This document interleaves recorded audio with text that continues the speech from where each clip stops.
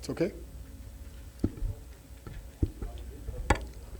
Guys, please take a seat. We're gonna start in a few minutes.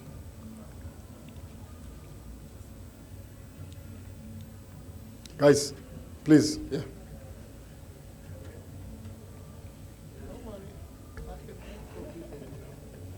Okay. Patrice, is okay for you?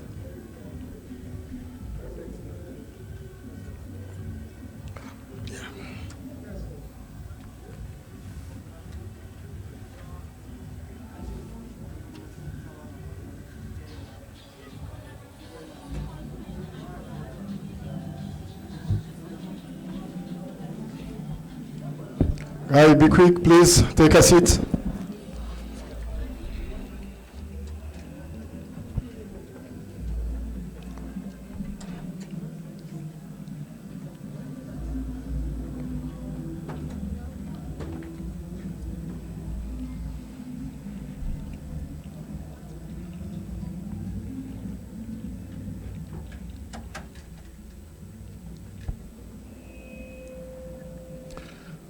Camera behind, CAF camera, it's okay for you?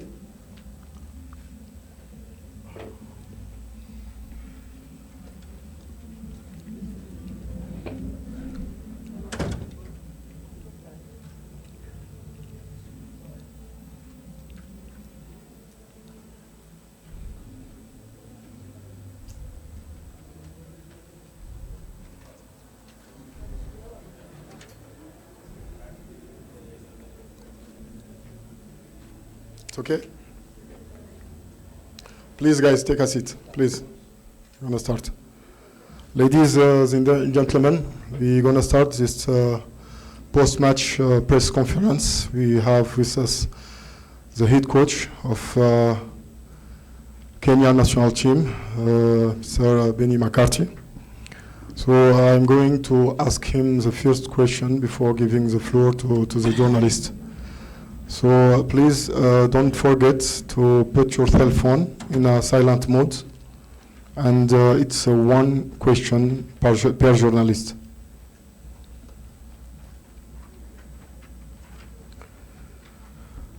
Coach, welcome.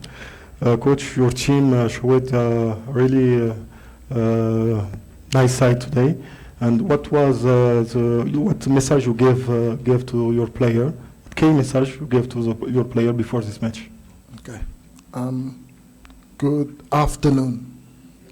I hope you're all good. I hope you enjoyed a good game of football. First of all, I'm very proud of my team. Many of them, it's the first time that they step out on such a big stage. So yeah, the fact that they played against one of the tournament's favorites in my eyes. This is a team with so much experience, DRC. They've won this tournament twice in the past, so they know what winning is about. They know what it is about playing in this tournament. And for us, who's very novice to this, you know, the fact that we didn't let the nerves get the best of ourselves. At times, yeah, we were nervy, but once we settled down, I think we played some very good football against a team that's organized and well prepared. So yeah, I was very proud of my players, that they showed so much bravery, you know, to go and then to concede a goal in the manner.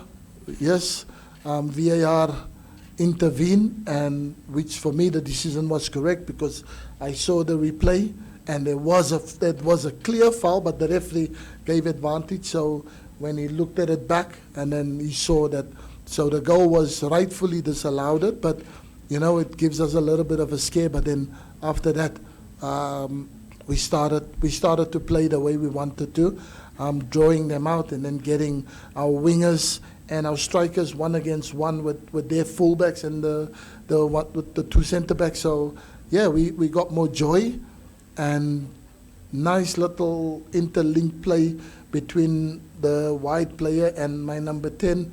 Then, you know, inside the box, good skill, and then he showed a lot of class, a lot of composure to score the goal. So, yeah, we scored right before halftime. So the best time in a match that you can ask your team to get a goal, because just when the opposition thought that, okay, they're going to go into halftime, now they have to change their team talk completely because we scored before the halftime. So I think, yeah. And then second half, which is normal, the momentum shift, and they looking for the equalizer. They made 5 changes within the first 15, 20 minutes of the restart of second half. So, but we just try to stay calm and not panic and not give away unnecessary fouls, because they have such big number 9, big players who's aerially very dominated. So while we control those situations, I think the game kind of planned out. But at the end of the day, it was at times a little bit messy from us, but you have to understand it's our first time for many of my players that they play under such pressure and in front of such a big crowd.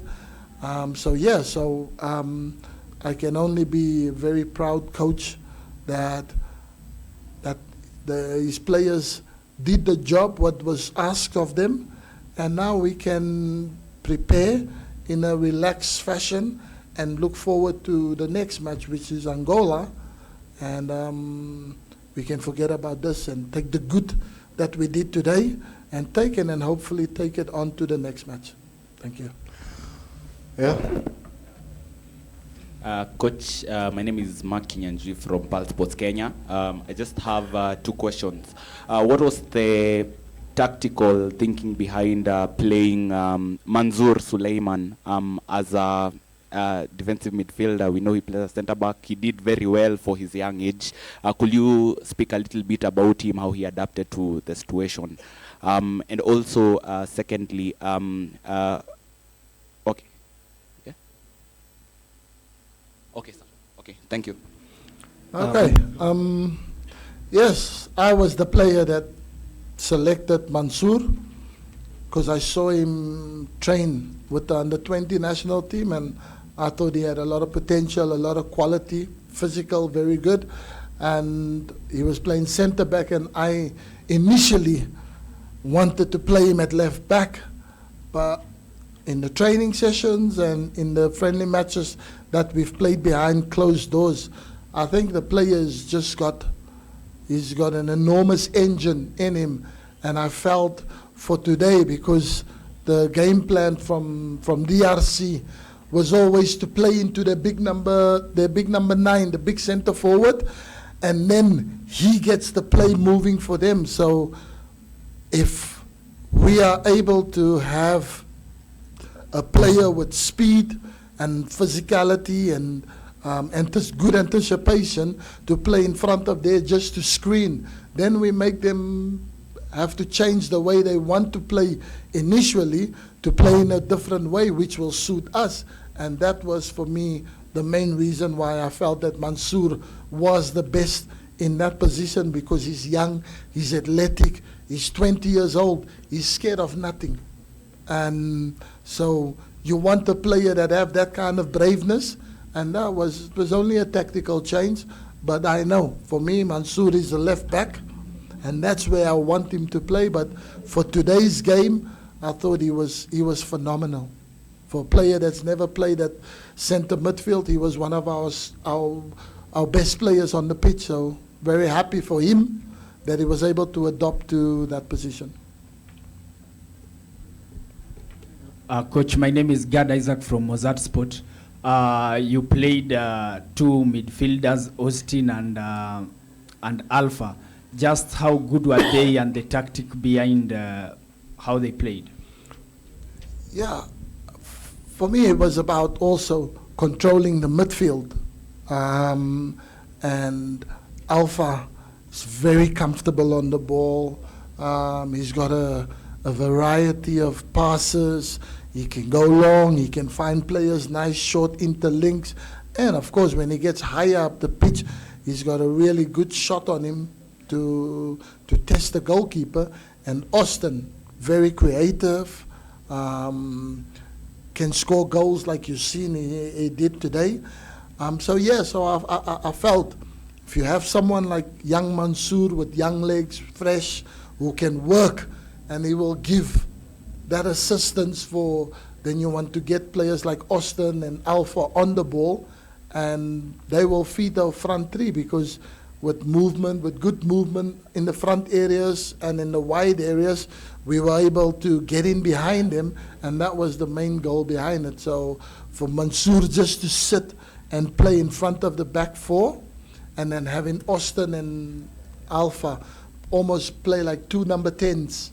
So they can occupy their two holding midfielders, but when we have the ball, we want to play, we want to create, and that was the tactic for today. And yeah, fortunately, it kind of worked, because Mansour did a hell of a job preventing their number 10 role player link up very well with the big striker. So of course we disrupted their play, so they weren't very fluid in what they wanted to do, because we set up really good for that. Yeah.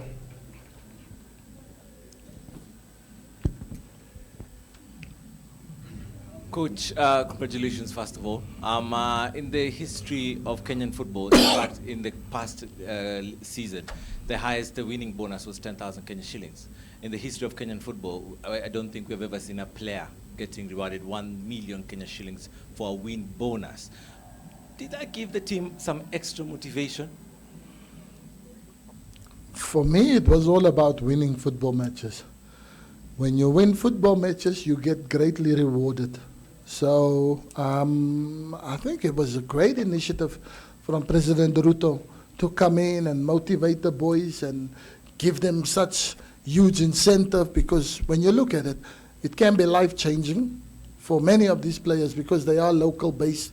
They're local-based, and surely they don't have the best and the biggest of salaries than what you see there. So when you come to a Chan tournament to motivate and to get you even an extra energy booster, when you have a bonus like that to think about, is great. But for me, it's all about, football is a game. If you have talent, if you work hard, if you do the business on the field, off the field will take care of itself. So we worry about winning football matches first, and after we count our collectings one by one. But the process is about trying to win as many games as possible. But our goal is, we said as a team, we sat down and we said, listen, we know we are in the group of death. We know everyone don't give us a chance. We know it will be impossible to get through the group from the outside, but from inside we know what we have and we know who we are. So we're gonna show up every game and just play with the passion, with the love, and with our incredible team family spirit that we have. And who can beat that? If we get beat, we hold our hands up and we say, congratulations, we were beaten by the best team.